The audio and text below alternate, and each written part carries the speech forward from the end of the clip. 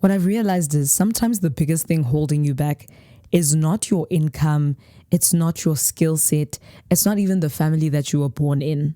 It's the size of your world. And I don't mean the planet like the world as in the earth.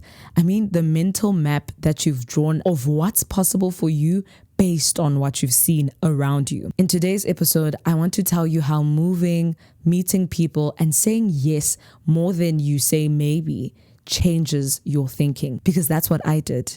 And I'm hoping you can do the same. Get up, superstar. It's time to shine. Here's to the fierce queens, the delusional dreamer, the one who thinks she's all that because she marches to the beat of her own drum. She's not afraid to embrace her flaws, and she finds power in using failure as fuel for evolution. Defying the limits imposed by perfectionism and imposter syndrome, she faces her fears with full confidence in God, because the one who put her here also called her to have dominion here. My name is Barbara Moahi, your online bestie and Chair Executive Officer. Join me and women across the world who refuse to let fear keep them from their wildest dreams. This is Boldly Becoming. So if you're just coming across this podcast, hi, my name is Barbara. Fabulous meeting you. And I grew up in Pretoria. I was born in Mahikeng in the Northwest Province. My parents migrated when I was a kid and moved to Gauteng. And ever since then, we've lived in various parts of Midrand/Pretoria. But there was always that one moment in every 3 years that we would move into Joburg, and not move into Joburg as in live there, but move into Joburg as in go visit for a day. I remember when the Gautrain was built, and it was the biggest thing for people to like go on the Gautrain and go explore all these cool places. My parents bought train tickets for myself and my two siblings to go on and go to Sandton. Right? And I remember the build up to it was so crazy. Like, we're going to go have breakfast in Sandton on the Gautrain. And it's funny because right now I live in Sandton and I use the Gautrain casually to go to Pretoria, to go to Midrand, to go to all the different places, just because I feel like it's the most efficient form of transport and it's clean, it's safe. I like it. Chances of me, getting into a car accident on a Gautrain is like 0 out of 10. But I grew up always having this big idea of Sandton being this very expensive place where only the richest people live. I mean, of course, it is Africa's richest square mile. And the ice cream that day when we went for breakfast was so expensive. I remember my dad vividly being so upset because my mom had this silly suggestion that after having our breakfast at Sandton City Mall, we have an ice cream. And there used to be this little ice cream parlor. I don't even know what it was called or where in Sandton it was. I just remember there by the entrance of Nelson Mandela Square, there was ice cream, and my mom insisted that we have to have this ice cream. It was something crazy like 25 Rand a scoop. And if you think to back then, we were getting 10 Rand tuck shop money and I was buying pie for 7 Rand. So 25 Rand for a scoop of ice cream when pie is 7 Rand was a pretty crazy price. Then I go on into high school, my later years in high school, and we would come to Sandton for school events. Whenever there was something prestigious happening, it would usually happen in Sandton. And I remember always looking outside the bus, looking into the streets. Even when my mom would drive me here for debate or whatever it was that I was doing, I would be looking at the streets and I'd always say Sandton feels like an entirely different country because the streets are so clean. The air just feels brighter. Like everything about Sandton just feels so much more better, Needless to say, it never crossed my mind that this was a place that someone like me could actually live in. It never even crossed my mind to question what kind of person lives in Sandton. I just know that it's the rich people that we don't actually know exist, but we can't really touch them, but we just know that they're rich and they live in Sandton. Fast forward, I go and study at the University of Pretoria. I then drop out and I tell my parents, my pastors, and everyone around me that, listen, I'm going to go study in Johannesburg.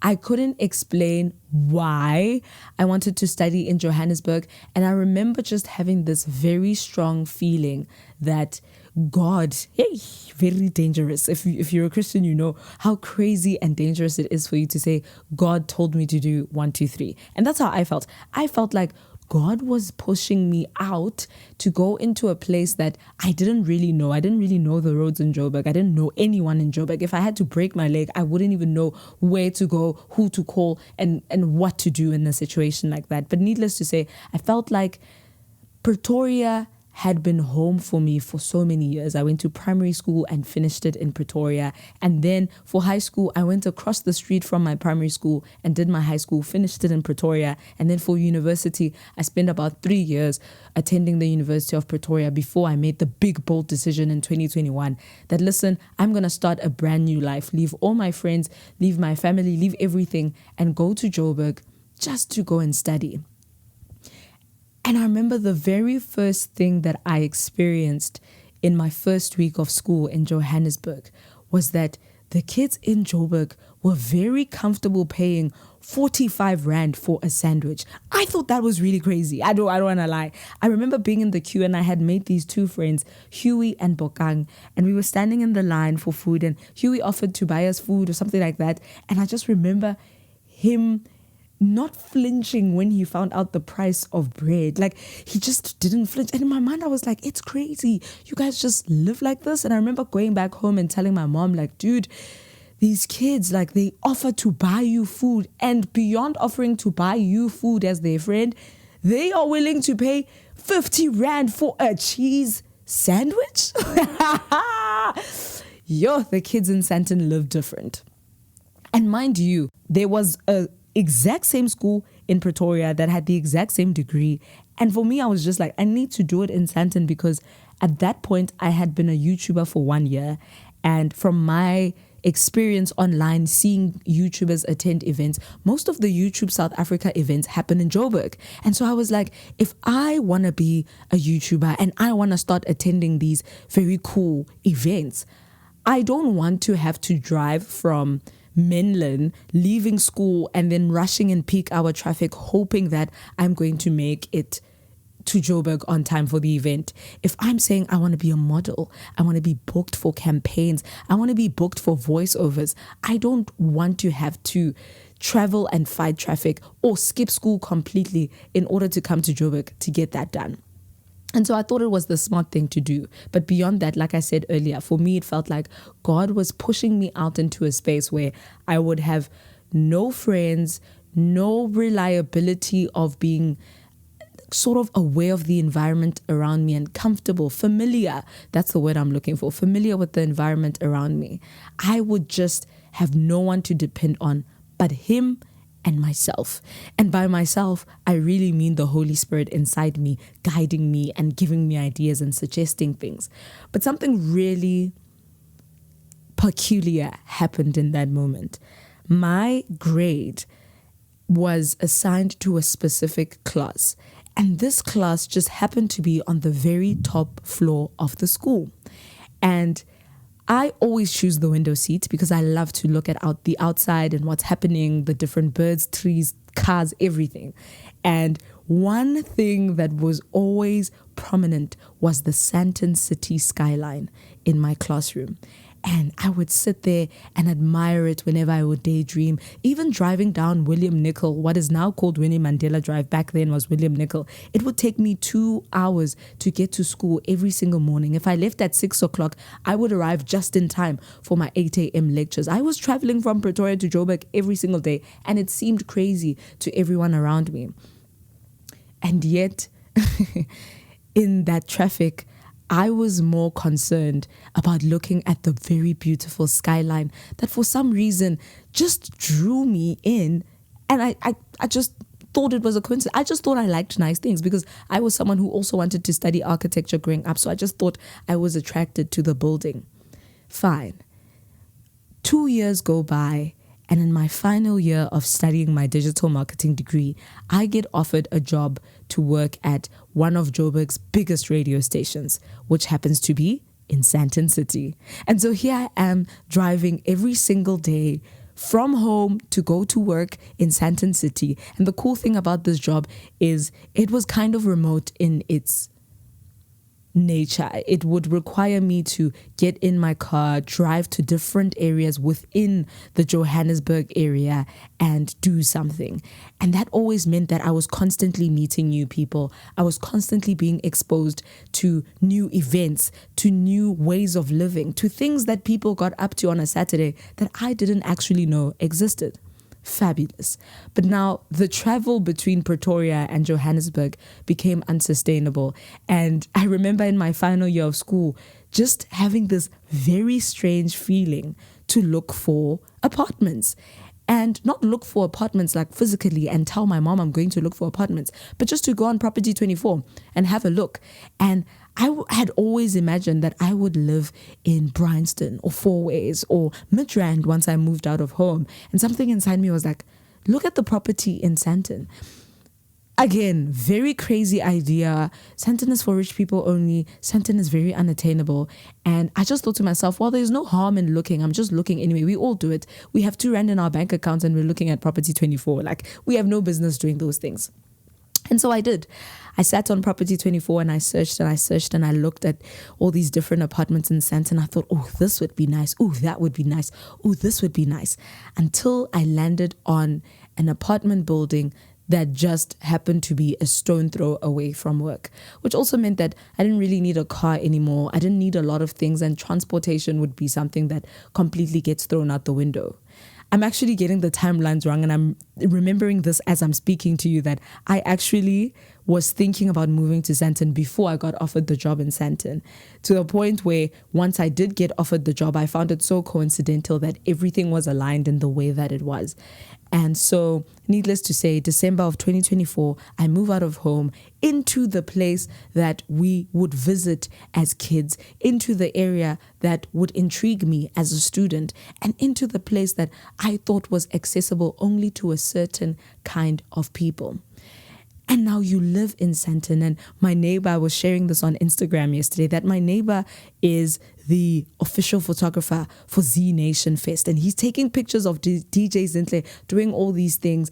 And this is just a guy that I see every day. Like, he knocks on my door and says, hey, dude, do you have an extra sausage? And I'm like, yeah, I've got extra sausage. And I hand him the sausage. I knock on his door and I'm like, dude, I forgot to buy juice and I need to have breakfast. Can you just pour me a cup? And he pours me a cup of juice. We've got a really cool relationship. And this is someone that I've grown to kind of get to know on a friendship level. I've sat down with him. He's given me business advice on how to structure my things as an influencer and as someone who's building a brand in the industry. But I had no idea that he was as huge as he actually is. And I remember after posting him on my Instagram story and saying, Sam, when he's not taunting me at home and asking me why I'm single, he's actually doing incredible things. And the amount of people who are my industry peers who had good things to say about Sam, like, he's the best, I've worked with him before, actually shocked me to think that I live in the exact same building. Forget the same building. I live right across from one of the best photographers in the country, and that never occurred to me. And I think for me with this episode, if there's one thing that I really want to highlight, is that when I was a student visiting Johannesburg just to come in, attend lectures and go back home, what I thought success looked like was small. And when I stepped into that space, I then realized that actually people live differently. When I started working in Joburg and being exposed to different parts of the city, I started to see career paths, income levels, lifestyle options that I didn't know existed. And then I started living in Sandton, and now I'm surrounded by people living the things that I once thought were impossible. And obviously I'm not going to tell you Sam's story because that's not my place, and one day maybe I could have him on the podcast and have a conversation with him. But when I got to sit down with Sam in the very early days of me living here and getting to know him as my neighbor, I was shocked to hear his story, where he comes from, and the things that he was able to build despite the odds being stacked against him. But here's the thing. People like Sam or Barbara or Tando Tabete don't just wake up and decide, I'm going to be a young girl from Soweto and go and take over the world. No, they are people that were first exposed to it and then were given the permission to imagine and think that big.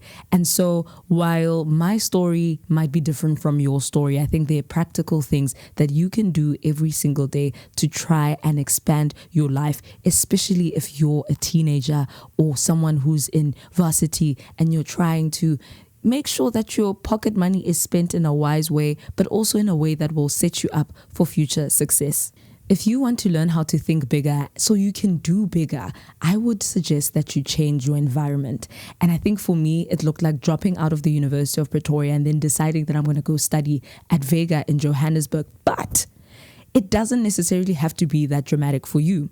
What might be practical for me might not be practical for you. And your story could be you used to go to a certain coffee shop. You would take a Gau train from Hatfield as a student to Sandton and then walk to the Michelangelo Hotel and study there instead of studying at the Merensky Library at the University of Pretoria, just so that you can be in a different environment where the energy is different. It looks like when I was a student, taking my money and buying tickets to events. I would attend YFM events. I would attend events that really I had no business buying tickets for and attending, just to be in the room and see what people in those kinds of rooms talk about, what they eat, how they live, and what they're doing that's different from the average middle class South African.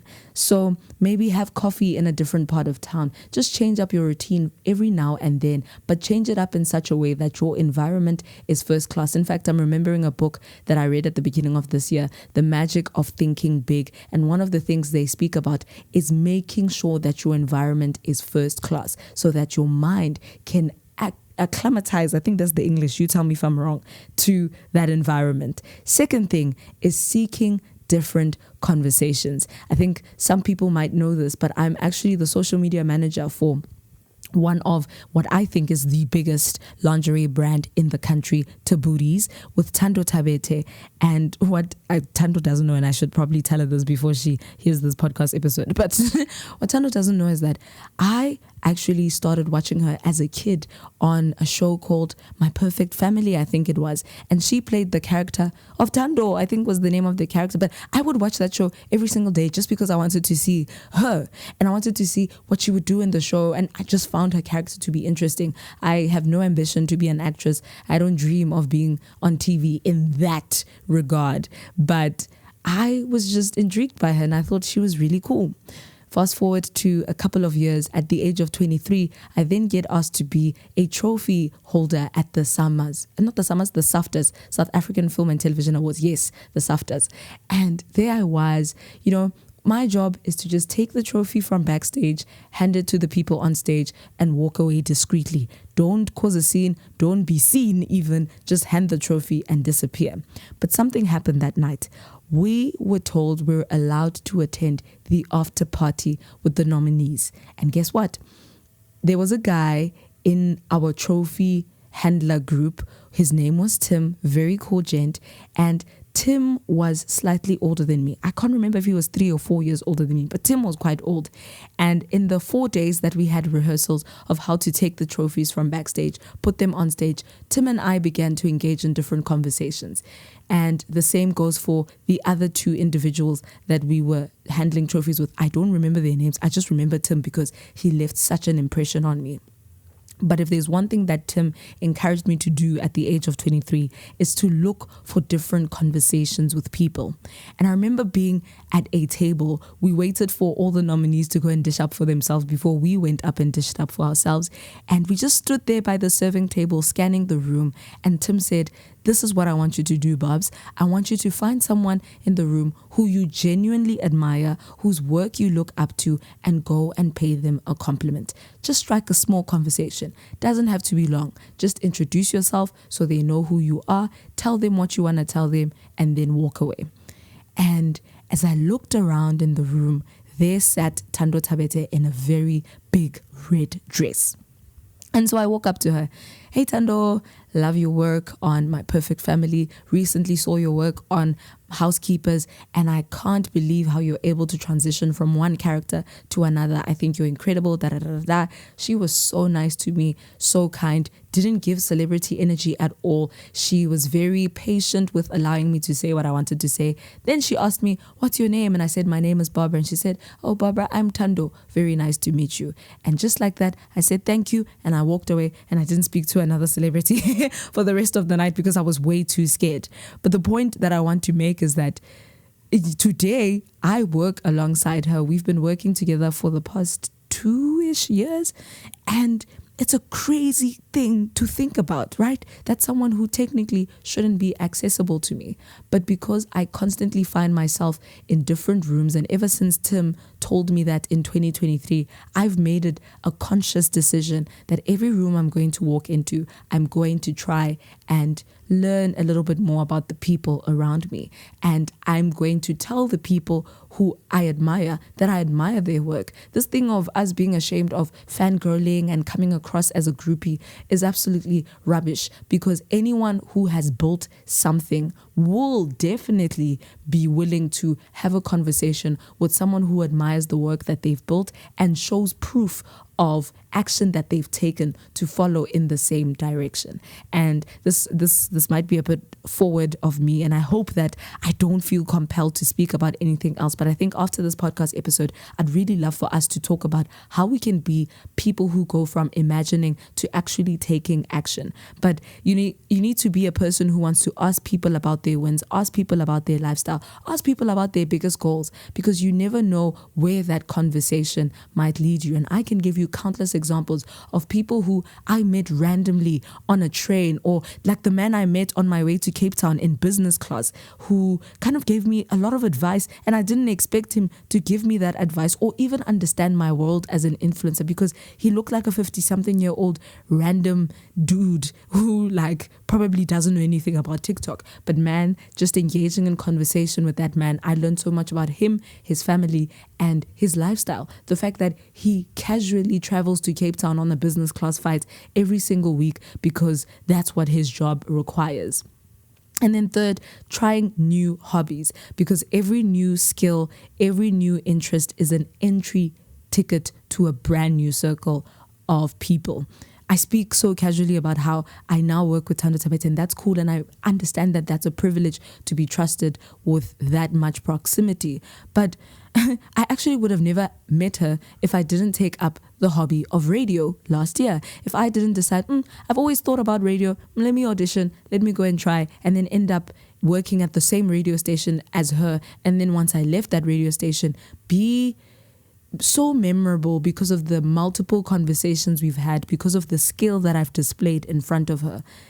To be fortunate enough to have her be able to pick up the phone, call me and say, hey Bobs, I've got a proposition for you. And now we work together. And I think in working together, there's obviously so much value that I get from that, from learning her process in how she executes things and how she works and how she plans her things. And honestly, it's one of the most challenging jobs ever. Not because of any other reason, but the fact that I am being called to be a higher version of myself constantly. In order for me to keep up with the greatest, I need to be greater. And I think in the few months that I've spent working with Tando outside of the radio station, I have grown so much as a person. I've grown in my ability to think big. I thought I was thinking big, but she showed me that there is another level of thinking big that exists. And that's the power of seeking conversations with people and trying out different hobbies, but also traveling and accepting work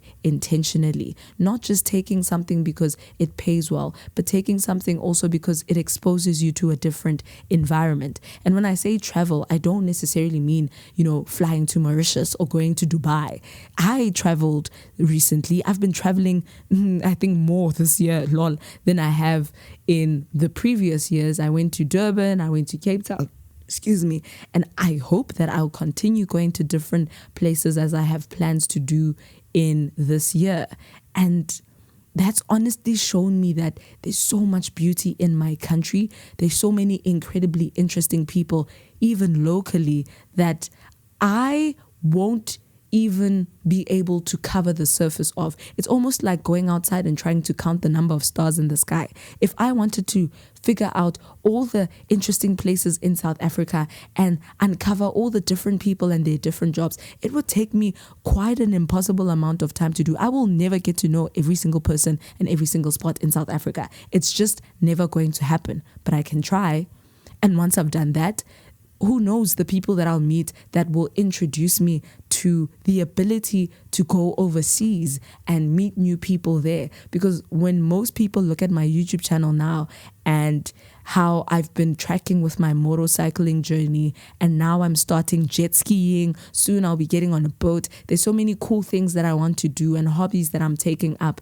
But what you don't know is that the only reason that I'm able to go into a hobby like motorcycling and jet skiing and using the Wave Runner from Yamaha is because there are individuals in the building at Yamaha that I met at the age of 18, that I met at the age of 23, that thought, hey, if you ever want to do 1, 2, 3, you can definitely come through to our building and do that. And so I've been exposed to a new level of hobbies and a new circle of people just because I was interested in speaking to a random lady that I met in the school parking lot, or a random man that I bumped into at the Gautrain while waiting 30 minutes for a train to come because it broke down. See, when you look at the negatives and the positives in your life, what you always need to find is the positive that can come out of that situation.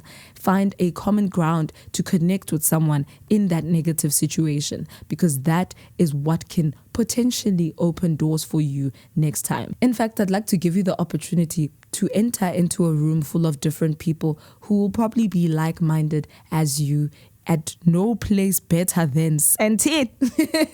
We are having our very first live podcast, and it's going to be happening at the Yamaha HQ in Sandton, and I really think it'd be a cool opportunity for you to sit down and get to meet people who are like-minded, be part of conversations that are not necessarily going to change your life in the immediate, but will expose you to a different level of thinking just because the person next to you has accomplished different wins, has achieved their biggest goals, or maybe even has a lifestyle that you didn't know existed.